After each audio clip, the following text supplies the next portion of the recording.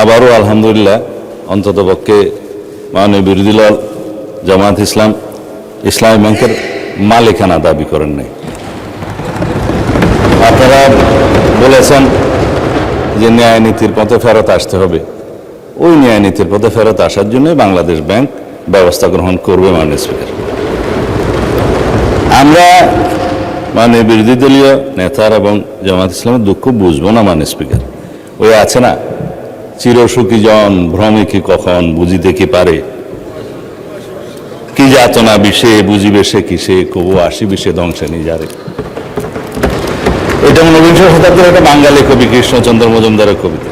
তার আরো কয়েকটা লাইন আছে, যতদিন ভবে না হবে না হবে তোমার অবস্থা আমার সম, ঈষৎ হাসিবে শুনে না শুনিবে বুঝে না বুঝিবে যাতনা মম। আমাদের এখানে কবি বেশি আছে মানুষ। তো এখন বটম আপ করি। মাননীয় বিরোধী দলীয় উপনেতা বলেছেন যে শেয়ারগুলো ডাকাতি করে কিনে নেওয়া হয়েছে। ইবনে সিনার 2% শেয়ার ছিল মাননীয় স্পিকার। ব্লক মার্কেটে 3 গুণ দামে তারা শেয়ার বিক্রি করেছে। এটা তো রেকর্ড। পাবলিকলি লিস্টেড কোম্পানির শেয়ার ব্লক মার্কেটে 3 গুণ দামে বিক্রি করা হয়েছে। এছাড়া বর্তমান শেয়ার হোল্ডিং স্ট্যাটাস অনুসারে এখানে মাননীয় অর্থমন্ত্রী এখানে আছে 81%, 92% বোধহয় একটা গ্রুপের, তারা যেভাবে বললেন আমি জানি না খতিয়ান, এটা স্ট্যাটিস্টিক্স বলছে। দয়া করে আপনারা না বললে খুশি হবে, আপনাদের বলার সময় আমরা বলি নাই। আর শেয়ার হোল্ডিং এর যারা মালিক তাদের কাছে মাননীয় বিরোধী দলীয় নেতা নোটিশেই বলেছেন দেশের অর্থনীতি, ব্যাংকিং খাতের স্থিতিশীলতা এবং কোটি কোটি গ্রাহকের স্বার্থ রক্ষার লক্ষ্যে ইসলামী ব্যাংক বাংলাদেশের শেয়ার সমূহ বৈধ প্রকৃত মালিকদের নিকট প্রত্যার্পণের জন্য প্রয়োজনীয় ব্যবস্থা গ্রহণ করা হবে হোক। সেই বৈধ এবং প্রকৃত শেয়ার হোল্ডারদের কাছে এই মালিকানা ফেরত দেওয়ার যথাযথ ব্যবস্থা গ্রহণ করা হবে মাননীয় স্পিকার। এখন কারা কত % শেয়ারের মালিক সেদিনও বক্তৃতায় বলেছিলেন প্রকাশ করা হোক। মাননীয় অর্থমন্ত্রীকে অনুরোধ করছি, বাংলাদেশ ব্যাংকের গভর্নরের কাছে অনুরোধ করে জাতির সামনে প্রকাশ করা হোক। শেয়ার হোল্ডাররা তারা কিভাবে খরিদ করেছে দ্যাট ইজ ডিফারেন্ট ডিবেট। সেটা দুদকের তদন্ত হতে পারে, মামলা হতে পারে, but share holder is share holder. Publicly listed কোম্পানির মধ্যে সেটা আলাদা ডিবেট এবং আলাদা তদন্ত হতে পারে। এখন বলা হচ্ছে আপনারা ব্যাংকের মালিক না, জামায়াত ইসলাম ব্যাংকের মালিক না, আবার বলছে ইসলামের উপর হাত দিবেন না। কদিন আগে জামায়াত ইসলামের এক বন্ধু, আমি নাম নিলে আবার এখানে 74 দাঁড়াতে পারেন, সেজন্য 2 জন এমপি ছিলেন, আরেকজন পরাজিত এমপি ছিলেন, আরেকজন নেতা ছিলেন, বক্তৃতা দিচ্ছে ইসলামের উপর হাত দিবেন না। মাননীয় স্পিকার, ইসলামী ব্যাংক ইসলাম নয়, আমাদের জনাব মির্জা ফখরুল ইসলামও ইসলাম নয়, জামায়াতে ইসলামও ইসলাম নয়। সুতরাং সবকিছুতে ইসলামের উপরে হাত দিবেন না দোহাই দেওয়া কিন্তু ঠিক নয়। মাননীয় স্পিকার, আমি এবার পয়েন্ট টু পয়েন্ট আসি। এখন একবার যে ব্যাংক আজান দিয়ে তকবীরে লিল্লাহ দিয়ে দখল করা হলো, সেই ব্যাংকের দখলটা বেদখল হয়ে যাবে, এই যাতনা তো আমরা বুঝি মাননীয় স্পিকার। সুতরাং যারা পর্দার আড়ালে থেকে গ্রাহক বলে রাস্তায় আন্দোলন করছে, ভিডিওটা দেখেন, তাদের রাজনৈতিক পরিচয়। আমাদের মধ্যে অনেকে তো গ্রাহক আছে, গ্রাহককে বলে দেওয়া হচ্ছে বলেন বলেন আপনার অ্যাকাউন্ট আছে, বলে যে আচ্ছা ঠিক আছে, কত 2-3 লাখ টাকা আছে, পিছন থেকে খোঁচা দিয়ে বলছে বলেন 7-8 লাখ টাকা আছে বলেছে। এটা রেকর্ড ভিডিও। তারা গ্রাহক হচ্ছে সেই রকম গ্রাহক। তা এখন পর্দার আড়াল থেকে নেমে পড়েছেন, এটা ভালো। বেপর্দা হওয়া, বেনাকাব হওয়া কোনো কোনো ক্ষেত্রে খারাপ, তবে এই ক্ষেত্রে ভালো হয়েছে যে মানুষ জানতে পেরেছে।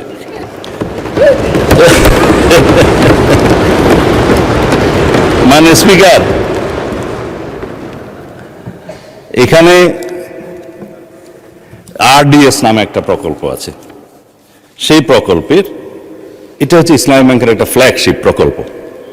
এই প্রকল্পের মূল হচ্ছে পল্লী উন্নয়ন, প্রকল্প নামে, যেখানে 5,000, 10,000, 20,000 টাকা পর্যন্ত লোন দেয়া যায়। নারী গ্রাহকের সংখ্যা বেশি। ভোটের আগে 10,000 টাকা করে অনেক নারীকে দেয়া হয়েছে। লাইনে আমার এক ভোটার জিজ্ঞেস করছে, আমার এক কর্মী, মা আপনি কোথায় দিবেন? বলছে যে বাবা, বলছে কোরআনের দল না দিলে তো জান্নাতে যাওয়া যাবে না। 10,000 টাকাও দিয়েছে, বলেছে এটা মাফ হয়ে যাবে, আরো 10,000 টাকা পাবো। এইভাবে মাননীয় স্পিকার বোনাস হিসাবে দাঁড়িপাল্লায় ভোট দিলে জান্নাত পাওয়ার নিশ্চয়তাও দিয়েছে। এই RDS প্রকল্পের মধ্যে কত হাজার কোটি টাকা ডিস্ট্রিবিউট হয়েছে জানেন? 22,000 কোটি টাকা ডিস্ট্রিবিউট হয়েছে। 11,000 কোটি টাকা আগে দেওয়া হয়েছিল। এই 5ই আগস্টের 2024-এর পরে নির্বাচনের এই বৈতরণী পার হওয়ার জন্য আরো 11,000 কোটি টাকা দেওয়া হয়েছে, এর কোনো হদিশ নেই। তবে একজন নারী ভোটারের কথা তো বললাম।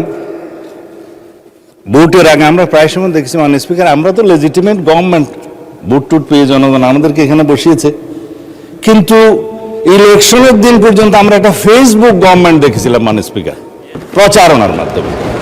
তা আমরা এখনো মনে করছি বিরোধী দলের ভূমিকা পালন করুক। তারা স্ট্রাগল করবে সরকারি দলে আসার জন্য, নির্বাচিত হয়ে মেজরিটি পাওয়ার জন্য। কিন্তু বারে বারে এইভাবে প্রচারণা, পর্দার আড়ালে প্রচারণা, পর্দার ভিতরে প্রচারণা ইত্যাদি চালিয়ে মানুষকে বিভ্রান্ত করে মাননীয় স্পিকার আমরা বোধহয় খুব বেশি এগোতে পারবো না। এখন ইসলামী ব্যাংকের আমি কয়েকটা আইনের কথা পরে বলবো, এখন বলছি না। ইসলামী ব্যাংকের নবনিযুক্ত চেয়ারম্যান দায়িত্ব নিলে এবং এই চেয়ারম্যানকে দায়িত্ব পালন করতে না দিলে কি হবে সেটা আইনে বলা আছে। বাংলাদেশ ব্যাংকের ব্যাংক কোম্পানি আইন অনুসারে সেকশন 45, 46, 47 এবং লাস্টে 57-এ এই কথাগুলো বলা আছে। মাননীয় অর্থমন্ত্রী বলছে যে আইন উনি বলবেন, তা আমার একটু অভ্যাস খারাপ বলে আগে বলে দিচ্ছি।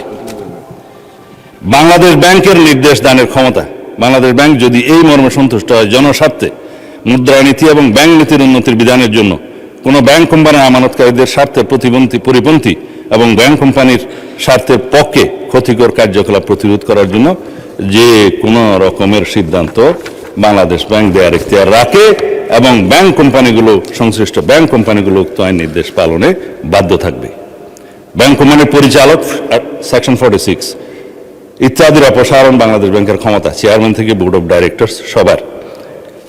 তারপরে আপনার 49-এ বাংলাদেশ ব্যাংকের অধিকতর ক্ষমতা আছে, 47-এ পরিচালনা পরিষদ বাতিলের ক্ষমতা আছে। বিস্তারিত বললে আমার ওই 15 মিনিটে কোলাবে না, সেই জন্য বলবো না। এই পরিষদ বাতিল করা এবং নির্দিষ্ট মেয়াদ পর্যন্ত নির্দেশনা দেয়া, এগুলো সব বাংলাদেশ ব্যাংকের ইখতিয়ার, ব্যাংক কোম্পানি আইন। তাইলে আগে আইন পরিবর্তন করেন, বাংলাদেশ ব্যাংক কোম্পানি আইন পরিবর্তন করে তারপর আপনারা এই আলোচনায় আসেন। অন্যথায় রেগুলেটরি অথরিটি হিসাবে বাংলাদেশ ব্যাংক তার নিজস্ব ক্ষমতা বলে দেশের স্বার্থে, ব্যাংকে রক্ষা করার স্বার্থে এই সমস্ত কার্যক্রম তারা চালু করবে। মাননীয় স্পিকার তারা তদন্তের কথা বলছেন, তদন্ত করার জন্যই তো। যদি এখন বলি আপনারা 5ই পরবর্তী এই ব্যাংকের যারা লোন গ্রহণ করেছে, আমি নামই বলি, নাবিল গ্রুপকে 700 কোটি টাকা এলসির এগেনস্টে লোন দেওয়া হয়েছে, পরে এই মালামাল বিক্রি করে ব্যাংকে টাকা ফেরত দেওয়া হয়নি। দুষ্ট লোকেরা বলে সেটা কোনো এক দলের নির্বাচনী তহবিলে লেগেছে। এবং তারা একটা টিভি চ্যানেল প্রতিষ্ঠা করেছে এবং সেই টিভি চ্যানেলটা কোন পক্ষে খেলছে সেটা আমরা জানি। তার ব্যাংক লায়াবিলিটি হচ্ছে 16,000 কোটি টাকা। তার বিরুদ্ধে তদন্ত কেন হচ্ছে না? সেই জন্য তদন্ত হবে মাননীয় স্পিকার। এখন লামতাবুর গ্রুপকে হেড অফিসের অ্যাপ্রুভেল ছাড়া নির্বাচনের আগে 40 কোটি টাকা লোন দেওয়া হয়েছে, যার কোনো সদুত্তর নাই। এগুলো তদন্ত হবে মাননীয় স্পিকার। সোশ্যাল কর্পোরেট রেসপন্সিবিলিটি নাম দিয়ে যারা ঢাকা থেকে কক্সবাজার পর্যন্ত বিমানের টিকিট পর্যন্ত ব্যাংকের থেকে করিয়েছে, সেগুলোরও তদন্ত হবে মাননীয় স্পিকার। রেকর্ড আছে, এগুলো পত্রিকায় প্রকাশিত হয়েছে। এই আরডিএস প্রকল্প থেকে, এলসির এগেনস্টে লোন দেয়া থেকে, এই যে গ্রুপের কথা বললাম, নামও তো মনে নেই, লান্তাপুর না কি যেন, লান্তাবুর, এগুলো তদন্ত হবে। এই তকবির দিয়ে ব্যাংক দখল করার পর যাদেরকে চক্রচ্যুত করা হয়েছে তাদের সংখ্যা হচ্ছে ৯,০০০। অন্যায্যভাবে কোনো আইন কানুন না দেখিয়ে তাদেরকে নিয়ম বহির্ভূতভাবে চাকরিচ্যুত করা হয়েছে। তারা প্রায় সময় ডেমনস্ট্রেশন করে রাস্তায়, আপনারা দেখতে পারেন পত্রিকায়। শুধু তাই না, 6,000 নতুন নিয়োগ দেওয়া হয়েছে, তাদের সবাই একটি রাজনৈতিক মতাবলম্বী লোক, এবং তাদেরকে কনফার্ম করা হয়েছে 50%, আর 50% করার তালে আছে, তদন্ত হলে আর পারবে না। 13,000 প্রমোশন দেওয়া হয়েছে, যারা যেই ক্যাটাগরি থেকে প্রমোশন পেয়ে যে ক্যাটাগরিতে যাওয়ার কথা না, 2টা-3টা করে প্রমোশন দেওয়া হয়েছে। এই ইউনিয়নগুলো তো হয়েছে মাননীয় স্পিকার, ইসলামের নামেই তো হয়েছে বলে মনে হয়। তো সুতরাং এগুলো তদন্ত হলে হয়তোবা আমাদের কারো নাম ওখানে চলে আসতে পারে। এই তদন্ত হোক, টাকা কোথায় সরানো হয়েছে সেটা তদন্ত হোক। যেহেতু দাবি করা হয়েছে যে এস আলম গ্রুপের লক্ষ কোটি টাকা পাচার করার যে অভিযোগ তোলা হয়েছে, আমরা দাবি করছি মাননীয় স্পিকার, সমস্ত অর্থ পাচারের তদন্ত করা হোক, বাংলাদেশ ব্যাংকের নেতৃত্বে করা হোক।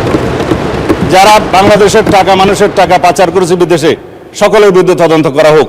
শুধু অভিযোগ দিয়ে ক্ষান্ত হলে হবে না, কিন্তু এগুলোও তদন্ত করা হবে মাননীয় স্পিকার। এই যে ইন্টারিম গভর্নমেন্টের সময় দখলদারিত্ব এবং মব সৃষ্টির একটা পায়তারা যে ছিল, সেগুলোরও তদন্ত করা হবে। তারা কোথায় কার নামে লোন দিয়েছে, কর্পোরেটের সোশ্যাল রেসপন্সিবিলিটির টাকা কোথায় ব্যবহার করা হয়েছে, নির্বাচনের আগে সেই তহবিল কোথায় গিয়েছে, আরডিএস প্রকল্পের টাকা কত লোককে দেওয়া হয়েছে, কিভাবে দেওয়া হয়েছে, সেগুলো ফেরত আনার ব্যবস্থা করা হবে, তদন্ত করা হবে মাননীয় স্পিকার। এখন সেই জন্যই বলছিলাম, কি যাতনা বিষয়ে বুঝিবে সে কিসে, কবু আসিবে সে ধ্বংসে নিজারে। আমরা ন্যায় নীতি প্রতিষ্ঠা করতে যাচ্ছি, আপনাদের আহ্বান মতো যে এখানে দুনিয়াতে ন্যায়ের নীতি প্রতিষ্ঠা করা হবে, সৎ পথে ন্যায় আশা করা হবে। তো ন্যায় একজনের জন্য চাইবেন, আপনাদের জন্য চাইবেন না, তা তো হতে পারে না। আমরা সকল গ্রাহকের এবং শেয়ার হোল্ডারদের স্বার্থ রক্ষা করব, ন্যায় নীতি প্রতিষ্ঠা করব, সুষ্ঠুভাবে তদন্ত করব। মাননীয় স্পিকার, শুধুমাত্র একজন চেয়ারম্যান নিয়োগকে নিয়ে যে অভিযোগ করা হয়েছে বাংলাদেশ ব্যাংক থেকে, তার প্রত্যুত্তরে বলা হয়েছে এই অফিসারের, এই চেয়ারম্যান যাকে নিয়োগ দেওয়া হয়েছে তার বিরুদ্ধে কোনো অভিযোগ প্রমাণিত হয়নি, কোনো তদন্ত নাই। যদি নতুনভাবে অভিযোগ আসে সেটা তদন্ত হবে। এখনো পর্যন্ত তো সে প্রিজাম্পশন অফ ইনোসেন্স নীতি অনুসারে তার বেনিফিটটা পাবে, যে তার বিরুদ্ধে শুধু অভিযোগ আনা হচ্ছে মৌখিকভাবে বা পত্রিকায়, সেই অভিযোগের তো তদন্ত হয় নাই। সুতরাং প্রিজাম্পশন অফ ইনোসেন্স হিসাবেই সে তার বেনিফিটটা পাবে। যদি অভিযোগ আনে, তদন্ত হবে, তখন সেটা দেখা যাবে। এবং he who seeks equity must come with clean hand, this is one of the maximum of the equity. তারা যেগুলো বলছে, তারা যদি ক্লিন হ্যান্ডে থাকে তাহলে তারাও তদন্তের ফেস করুক মাননীয় স্পিকার। যাদেরকে আজকে ব্যাংক কর্মচারীদেরকে অফিসে ঢুকতে দেওয়া হচ্ছে না এবং কলম বিরতির নামে জবরদস্তিমূলক ব্যাংকে যেয়ে বাধা দেওয়া হচ্ছে, আমাদের কাছে তো ভিডিও আছে। আমরা যেহেতু এই স্বরাষ্ট্র মন্ত্রণালয়ের দায়িত্ব পালন করছি, আমাদের কাছে সমস্ত কিছু রাখতে হয়। এই সমস্ত তদন্ত ভিডিও সহ, অডিও সহ সব কিছু আছে। মাননীয় বিরোধী দলীয় নেতা এক জায়গায় বক্তৃতা দিয়ে বলেছেন, তার বুকের উপর দিয়ে যাবে যদি টিয়ার গ্যাসগুলি করতে হয়, আমার উপর দিয়ে যাওয়া, আমি গ্রাহকের সেবা নিশ্চিত করব। গ্যারান্টেড মাননীয় বিরোধী দলীয় নেতা, গ্রাহকদের, আমানতকারীদের স্বার্থ নিশ্চিত করার জন্য আমরাও বুক পেতে দেবো, শুধু আপনি কেন। সুতরাং ন্যায় নীতি প্রতিষ্ঠা করা হবে। আজকে ইন্টারেস্টিংলি দেখছি আমাদের এনসিপির বন্ধুরা কেউ নাই। আপনারা জামায়াত ইসলামকে কি তারা এনসিপি অ্যাভোট করলো কিনা জানি না, কেউ বক্তৃতাও দেয় নাই। আমি চেয়ারগুলো খালি দেখে বলতেছি মাননীয় স্পিকার। তবে এখানে একটা দাবি রাখি, অন্যায্যভাবে যাদেরকে চাকরিচ্যুত করা হয়েছে তাদের সবাইকে চাকরি ফেরত দেওয়ার জন্য একটা তদন্ত পরিচালনা করা হোক। আর যাদেরকে রাজনৈতিক বিবেচনা চাকরি দেওয়া হয়েছে তাদের কয়টা সঠিক নিয়োগ হয়ে গেছে সে বিষয়েও তদন্ত করা হোক। মাননীয় অর্থমন্ত্রীকে অনুরোধ করছি, Bangladesh bank as regulatory authority of the banks, central bank, তার যথেষ্ট ক্ষমতা আছে, ব্যাংক কোম্পানি আইনের ক্ষমতা দেওয়া আছে, সেই জন্য সেভাবে যায়।